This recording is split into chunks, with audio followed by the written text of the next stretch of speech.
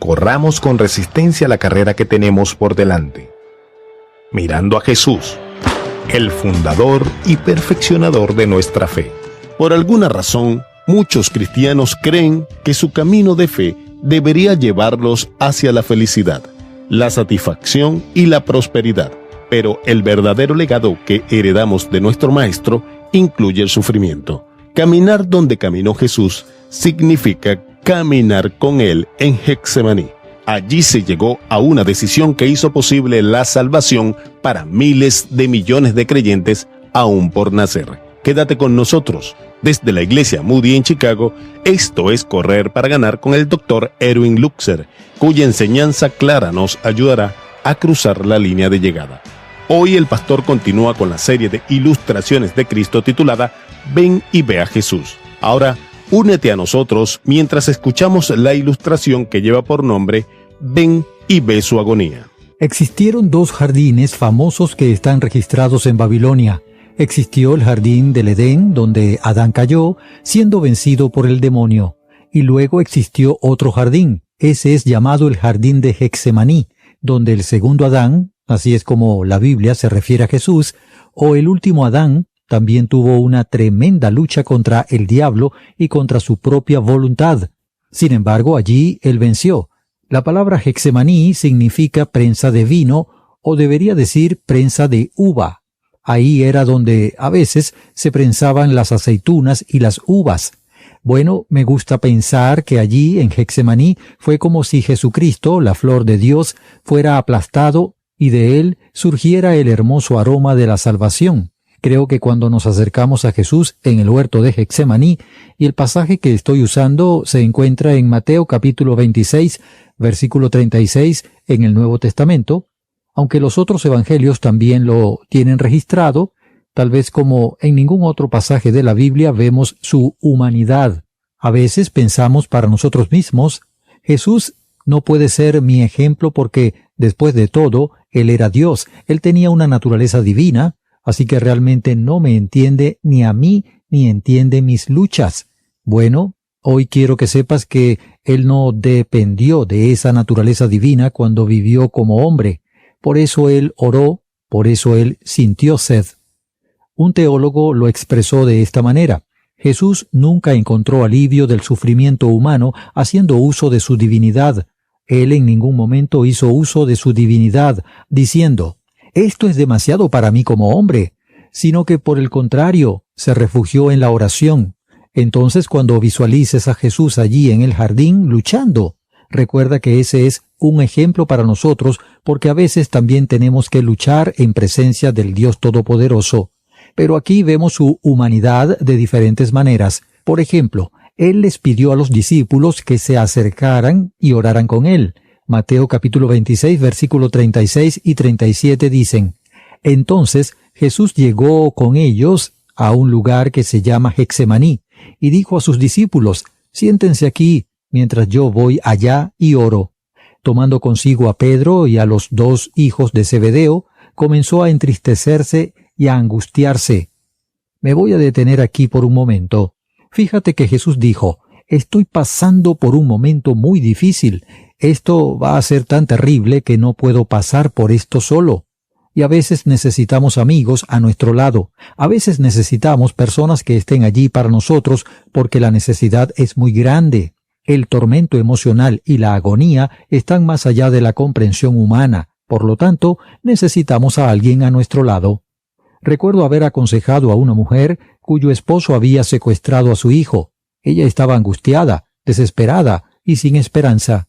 Y yo le pregunté, ¿hay gente que está orando contigo? Ella contestó, bueno, en la iglesia la gente me dice que ellos están orando por mí. Y yo le dije, esa no es realmente la pregunta. La pregunta es, ¿están orando contigo? ¿Se arrodillan contigo y sufren? Porque a veces necesitamos personas a nuestro lado cuando sufrimos. Entonces Jesús les dijo a Pedro, a Jacobo y a Juan, «Ustedes 3 discípulos me han visto en mi gloria en el monte de la transfiguración. Ahora los invito a verme en mi agonía. Vengan y estén conmigo». También vemos la humanidad de Jesús en su honestidad al revelar sus sentimientos. En el siguiente versículo de Mateo 26, específicamente en el versículo 38, leemos: Entonces les dijo: Mi alma está muy afligida, hasta el punto de la muerte. Quedaos aquí y velad conmigo. ¿Tú alguna vez te has sentido triste, inclusive hasta el punto de sentir que te vas a morir? A veces nos decimos a nosotros mismos: bueno, tú sabes, si estás lleno del Espíritu, si estás caminando en el Espíritu, siempre tendrás tranquilidad emocional, todo saldrá bien, nunca te desesperarás, nunca vas a experimentar la insoportable turbulencia emocional. ¡Oh, sí!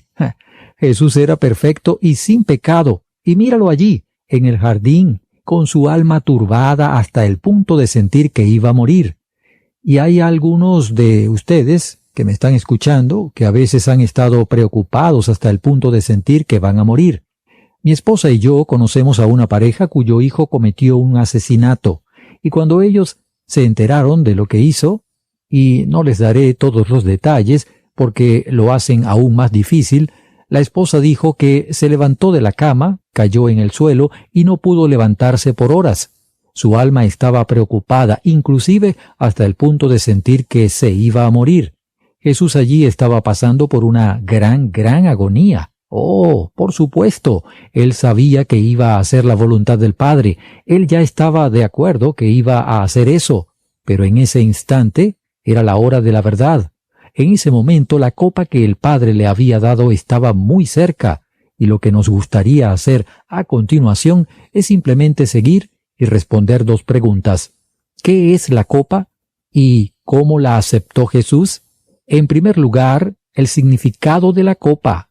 Tú te das cuenta de que mientras oraba, él dijo: Padre mío, si es posible que pase de mí esta copa, pero no sea como yo quiero, sino como tú quieras. ¿Cuál era esa copa de la que debía beber? Bueno, ha habido varias teorías a lo largo de los años. Algunas personas han dicho: bueno, la copa era su sufrimiento humano. Simplemente piensa en el momento por el cual él estaba pasando. El tormento lo esperaba. Y aquellos que hemos visto la película de Mel Gibson, La Pasión de Cristo, ahora sabemos un poco más acerca de qué se trataba ese sufrimiento humano. Y eso estaba más allá de toda imaginación. Y esas personas dicen: la copa era ese sufrimiento. Simplemente piensa en los latigazos y la corona de espinas. Pero esa no era la verdadera copa, porque tú sabes que los romanos crucificaban a otras personas de esa manera. Leí una vez que había algo así como 30,000 crucifixiones al año entre los romanos, así que esa no era la copa. Pero si consideramos a Jesús como alguien que nos va a inspirar sobre cómo acercarnos a la muerte, si puedo decirlo de esta manera, ese no fue un ejemplo muy bueno sobre cómo tú y yo deberíamos acercarnos a nuestra muerte. Inclusive, si se tratara de una muerte horrible, eso simplemente no puede ser así. Otras personas han dicho: bueno, la copa era que Satanás quería matarlo en el jardín, y dicen que su alma estaba triste hasta el punto de sentir que iba a morir, porque el diablo quería matar a Jesús allí para mantenerlo alejado de la cruz. El problema con eso es que eso le estaría dando a Satanás un tremendo poder que quizás no tenía. Tú recuerdas que Jesús dijo en el aposento alto: porque viene el príncipe de este mundo. Él no tiene ningún dominio sobre mí. En otras palabras, él no tenía autoridad sobre Jesús. Él pudo rechazarlo y resistirlo exitosamente durante todos esos años, y entonces ahora esperamos que Jesús pueda resistirlo hoy en día. A mí me parece que Satanás estaba trabajando de una manera diferente. Él había plantado en el corazón de Judas Iscariote la semilla para traicionar a Cristo. En ese momento, esa era la forma como el diablo estaba trabajando, y el diablo probablemente quería mantener a Jesús lejos de la cruz, pero es poco probable que él estuviera tratando de matarlo allí. Pero hay otra razón por la cual sabemos con certeza que esa no es la explicación correcta. Es porque después que Jesús atravesó la agonía de Getsemaní, después de experimentar todo eso, y lo sabemos cuando leemos en Juan capítulo 18, versículo 11, en el Nuevo Testamento, en el momento cuando Pedro trató de cortarle la oreja al siervo del sumo sacerdote, bueno, en realidad él no trató de cortarle la oreja, él Lo estaba apuntando a la cabeza, pero falló, y Pedro terminó cortándole la oreja, fallando en su objetivo por unos centímetros. Y Jesús dijo: «Pedro, mete la espada en la vaina».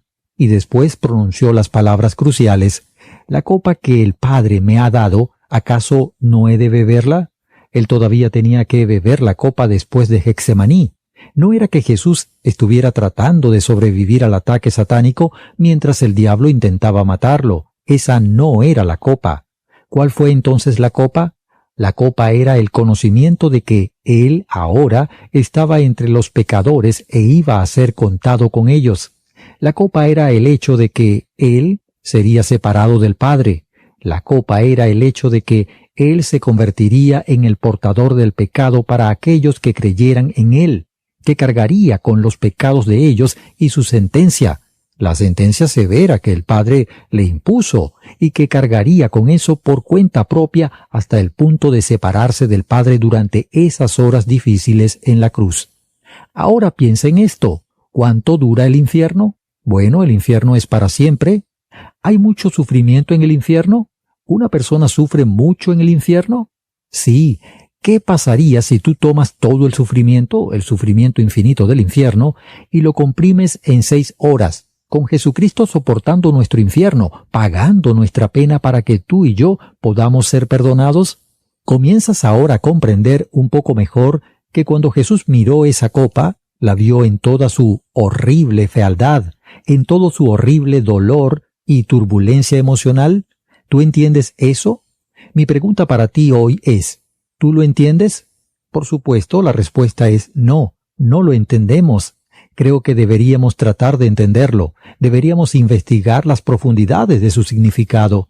Desde luego deberíamos meditar en los sufrimientos de Jesús, pero al final del día, al concluir el día, el sufrimiento de Jesús es realmente un secreto entre el Hijo y el Padre. Tú sabes, justamente como cuando Abraham les pidió a los 2 hombres que no fueran con él y se quedaran al pie de la montaña, ya que solo él e Isaac podrían ir a la cima, para que esos momentos privados fueran solo de ellos, antes de que Abraham pensara que iba a sacrificar a su hijo matándolo. Y por lo tanto también estoy convencido de que Dios cubrió toda la tierra en oscuridad para que los momentos entre el Hijo y el Padre fueran solo de ellos. No podemos comenzar a entrar en esa agonía, sino pensar en ella y meditar en ella, pensar en lo que Jesús estaba pasando cuando estuvo allí en Getsemaní. Seguramente Dios es honrado cuando comenzamos a entender de alguna forma muy pequeña la clase de sufrimiento que su Hijo soportó. Padre mío, si es posible que pase de mí esta copa, pero no sea como yo quiero, sino como tú quieras. ¿Cuál era esa copa de la que debía beber? Bueno, ha habido varias teorías a lo largo de los años. Algunas personas han dicho, bueno, la copa era su sufrimiento humano, simplemente piensa en el momento por el cual él estaba pasando. El tormento lo esperaba. Y aquellos que hemos visto la película de Mel Gibson, La Pasión de Cristo, ahora sabemos un poco más acerca de qué se trataba ese sufrimiento humano, y eso estaba más allá de toda imaginación, y esas personas dicen, la copa era ese sufrimiento. Simplemente piensa en los latigazos y la corona de espinas, pero esa no era la verdadera copa, porque tú sabes que los romanos crucificaban a otras personas de esa manera. Leí una vez que había algo así como 30,000 crucifixiones al año entre los romanos, así que esa no era la copa. Pero si consideramos a Jesús como a alguien que nos va a inspirar sobre cómo acercarnos a la muerte, si puedo decirlo de esa manera, ese no fue un ejemplo muy bueno sobre cómo tú y yo deberíamos acercarnos a nuestra muerte. Inclusive, si se tratara de una muerte horrible, eso simplemente no puede ser así. Otras personas han dicho, la copa era que Satanás quería matarlo en el jardín, y dicen que su alma estaba triste hasta el punto de sentir que iba a morir, porque el diablo quería matar a Jesús allí, para mantenerlo alejado de la cruz. El problema con eso es que eso le estaría dando a Satanás un tremendo poder que quizás no tenía.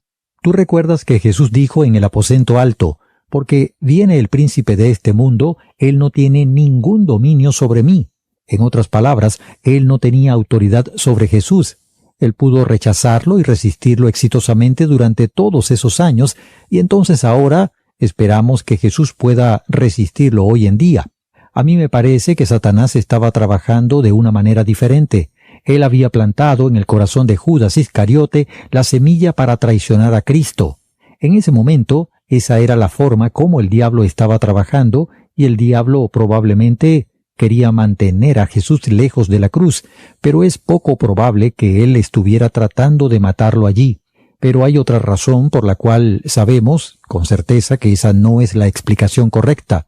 Es porque después que Jesús atravesó la agonía de Getsemaní, después de experimentar todo eso, y lo sabemos cuando leemos en Juan capítulo 18, versículo 11, en el Nuevo Testamento, en el momento cuando Pedro trató de cortarle la oreja al siervo del sumo sacerdote, bueno, en realidad, él no trató de cortarle la oreja, él le estaba apuntando a la cabeza, pero falló y Pedro terminó cortándole la oreja, fallando en su objetivo por unos centímetros. Y Jesús dijo, Pedro, mete la espada en la vaina. Y después pronunció las palabras cruciales, la copa que el Padre me ha dado, ¿acaso no he de beberla? Él todavía tenía que beber la copa después de Getsemaní. No era que Jesús estuviera tratando de sobrevivir al ataque satánico mientras el diablo intentaba matarlo. Esa no era la copa. ¿Cuál fue entonces la copa? La copa era el conocimiento de que él ahora estaba entre los pecadores e iba a ser contado con ellos. La copa era el hecho de que él sería separado del Padre. La copa era el hecho de que él se convertiría en el portador del pecado para aquellos que creyeran en él, que cargaría con los pecados de ellos y su sentencia, la sentencia severa que el Padre le impuso y que cargaría con eso por cuenta propia hasta el punto de separarse del Padre durante esas horas difíciles en la cruz. Ahora, piensa en esto.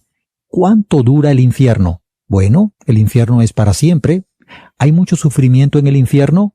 ¿Una persona sufre mucho en el infierno? Sí. ¿Qué pasaría si tú tomas todo el sufrimiento infinito del infierno y lo comprimes en 6 horas, con Jesucristo soportando nuestro infierno, pagando nuestra pena para que tú y yo podamos ser perdonados? ¿Comienzas ahora a comprender un poco mejor que cuando Jesús miró esa copa, la vio en toda su horrible fealdad, en todo su horrible dolor y turbulencia emocional?